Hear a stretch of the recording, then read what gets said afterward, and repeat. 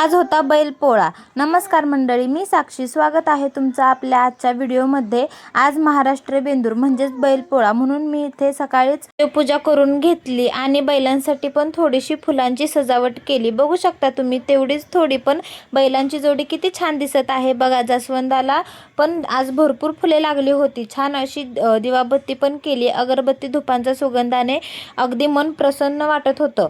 पोळ्यांचा स्वयंपाक पण अजून करायचा होता। माझी देवपूजा होते तोपर्यंत मम्मींनी आहोंच्या आणि पप्पांच्या डब्याची तयारी केली होती। नंतर मी श्रीशाला शाळेसाठी तयार केला आणि आज माझी लेक न सांगता देवाच्या पाया पडून शाळेला गेली। बरं, त्यांना पण ती हसत हसत गेली। तिला बाय केलं आणि मला स्वयंपाक सुद्धा करायचा होता। तितक्यात आमचे हे महाशय रडत होते, मग त्याला झोपवलं। आता किती वेळ झोपतोय काय माहीत। मग लगेच डाळ शिजायला घातली आणि गुळ बारीक करायला घेतला। मम्मीने आमटीसाठी मसाला करून दिला आणि डाळ शिजल्यावर त्यातली येळवणी काढून डाळीला चटका सुद्धा दिला।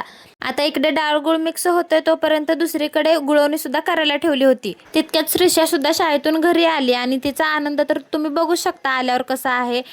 मग मस्त अशा टम्म फुगलेल्या पोळ्या करून घेतल्या। भरपूर असं तेल लावून मस्तपैकी भाजून घेतल्या। बारके बारके नैवेद्य सुद्धा केले होते बैलांसाठी। मग लगेच पोळ्या वगैरे झाल्यावर बैलांना नैवेद्य दाखवून घेतलं।